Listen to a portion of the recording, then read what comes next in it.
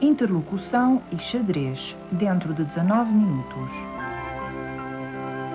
Já a seguir, Geologia, o tempo em Geologia.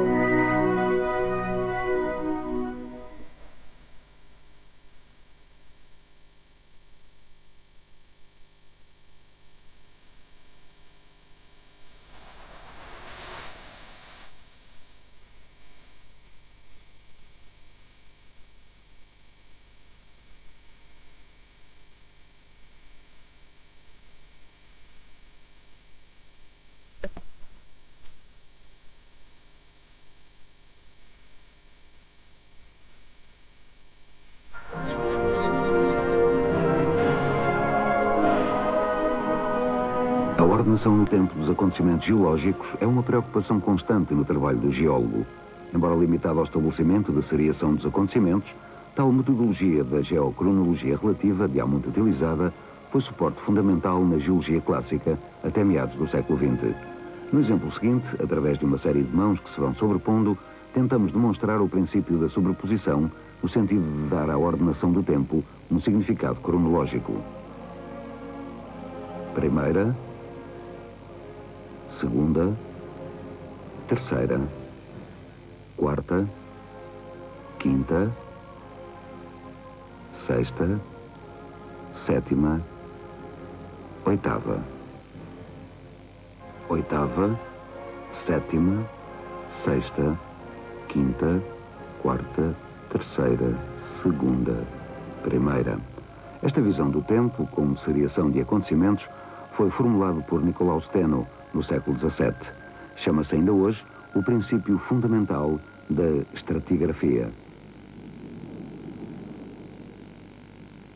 Temos um aspecto muito interessante das rochas sedimentares, que é o seu caráter estratificado. Normalmente, as rochas sedimentares, uma vez que resultam da deposição por efeitos da gravidade de sedimentos, a disposição que adquirem é esta disposição em estratos ou camadas.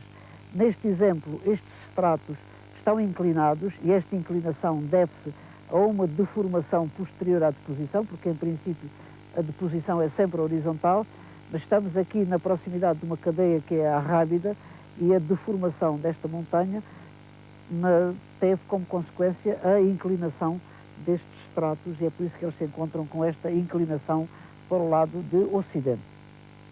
Mas podemos aqui também observar um dos aspectos que hoje é elementar para nós, mas que não era no século XVII em que foi formulado, o chamado princípio da sobreposição, que é uma vitória para o conhecimento da geologia nessa fase tão recuada do conhecimento, que diz que qualquer estrato é mais moderno do que os que lhe ficam por baixo e mais antigo dos que lhe ficam por cima. Isto é elementar para nós hoje, mas pressupõe que, nessa altura, o Nicolau Steno percebeu que era um fenómeno que era acumulativo com o tempo. No fundo estavam as formações mais antigas e no topo estavam as formações mais modernas.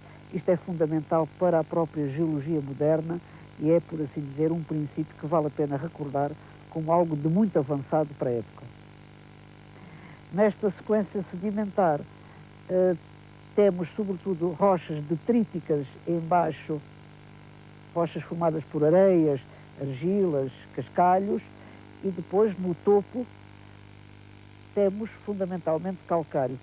Esta baía chama-se Baía dos Lagosteiros e permite um aspecto muito curioso, a observação de um aspecto muito curioso, que é o seguinte: a ação que o mar exerce sobre estas rochas vai-as rasoirando e, neste caso, com água particularmente limpa, nós conseguimos ver a sucessão das camadas deste lado sul da Bahia para o lado norte, em que elas aparecem como bandas paralelas, perfeitamente destacáveis. Pode-se fazer naquelas rochas a sequência passo a passo do que foi a acumulação de milhões e milhões de anos de sedimentação na passagem deste local aqui, que estamos no Jurássico, para aquele que já estamos no Cretácico, nestes 250 metros de espessura de sedimentos, há cerca de 20 milhões de anos, 20 a 25 milhões de anos de idade, de diferença de idade.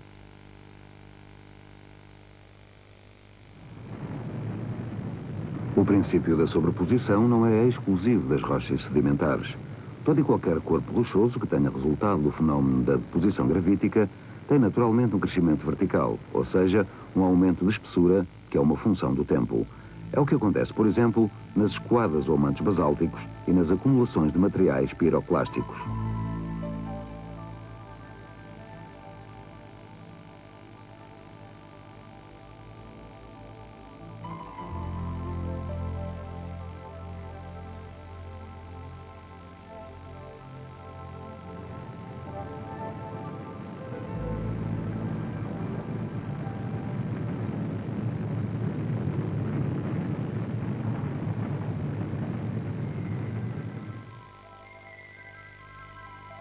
Da mesma maneira que, por exemplo, a introdução de uma lâmina por entre as páginas de um livro é algo que só acontece depois desse livro existir, também a intrusão de um corpo magmático numa dada sequência estratificada é posterior às rochas que a constituem.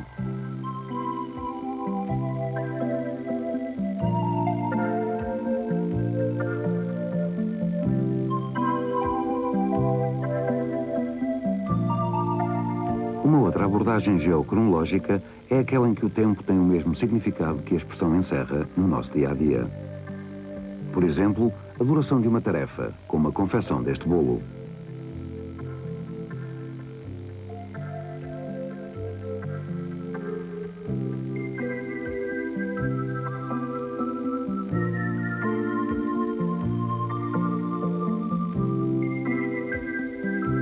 Também a duração de vida de uma pessoa, ou a idade dessa mesma pessoa, ou ainda o intervalo de tempo que medeia os diversos acontecimentos do nosso cotidiano.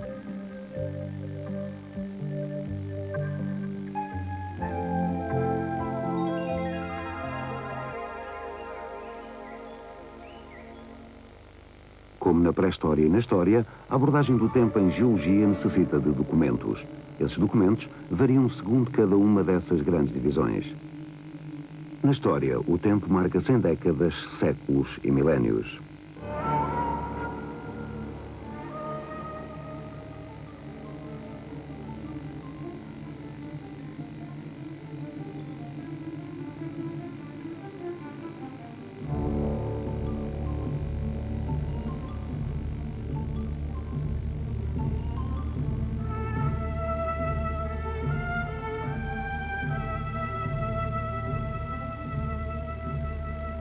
Na pré-história, as marcas cronológicas alargam-se às dezenas e às centenas de milhares e até aos escassos milhões de anos. A unidade de tempo em geologia é 1 milhão de anos, que não obstante a sua enormidade na perspectiva da duração das nossas vidas, é uma migalha nos 4.600 milhões de anos da idade da Terra. Para compreendermos o que isto significa, atentemos ao facto de que para lermos num ano 1 milhão de páginas, teríamos de ler diariamente 2.740 páginas.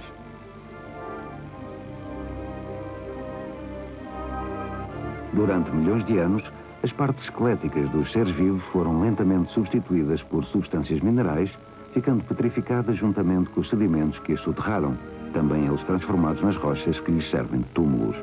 São os fósseis, testemunhos ou documentos das formas de vida do passado.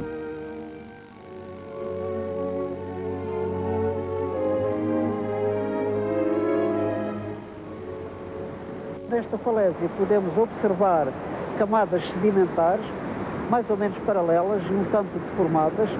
As camadas mais esverdeadas e mais brandas correspondem a margas e umas outras mais salientes de tonalidade amarelada correspondem a calcário. Estes calcários são edificados por acumulação de esqueletos de seres vivos. Neste caso, os esqueletos são as conchas de material material de lamelibranquios, muito semelhantes às ostras atuais, e as ostras ficaram acumuladas sob a forma de bancos. Aqui temos, por exemplo, uma ostra que não difere muito das ostras que nós comemos num restaurante, e elas próprias aqui ficaram a massa calcária desta mesma rocha.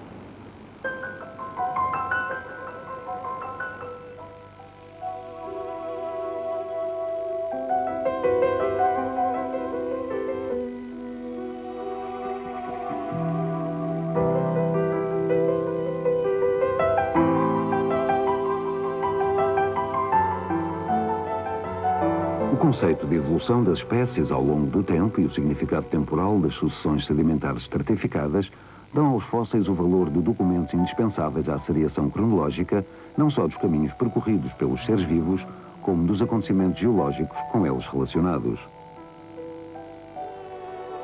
Para além da evolução biológica contida no registro fóssil, uma outra variável permite correlação unívoca e irreversível entre as rochas e o tempo percorrido desde que se formaram, isto é, a sua idade.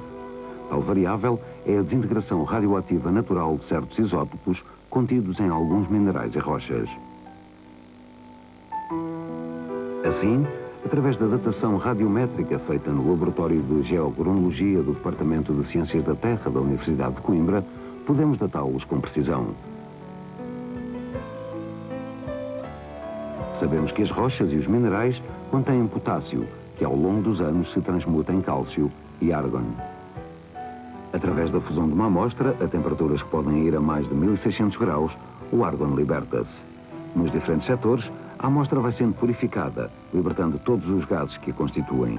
Finalmente, no espectrómetro, faz-se a leitura dos isótopos 36, 38, 39 e 40, que constituem o árgon. A razão entre o teor de potássio e o do árgon, contido na amostra, dá-nos a idade da rocha ou do mineral à escala dos milhões e milhares de milhões de anos. O radiocarbono, ou carbono 14, como também é conhecido, é um isótopo radioativo do carbono e a sua formação deve-se à interação da radiação cósmica com as altas camadas da atmosfera. É a base de um método de datação absoluta, muito utilizado em arqueologia e em geologia do quaternário, principalmente. O seu período de integração é de 5.730 anos, o que implica que o limite máximo de idade que é possível atingir com este método é de cerca dos 50 mil anos. Daí, como disse há pouco, a sua utilização em geologia do quaternário recente e em arqueologia. Portanto, há vários tipos de amostras suscetíveis de datação pelo radiocarbono, é a condição necessária para que essas amostras sejam passíveis de ser datadas por este método e elas contenham carbono na sua constituição. Por isso, as amostras mais usuais que são utilizadas por este método são as madeiras, os carvões, as conchas, os ossos, sedimentos que contenham carbono. E tem aqui um exemplo bastante nítido da aplicação deste método de datação em geologia do quaternário. Trata-se de resto de um tronco de pino silvestre, portanto, pinheiro silvestre, que apareceu na zona de Esmoriz-Cortegaça. É uma zona que, como se sabe, está a sofrer um recuo da costa bastante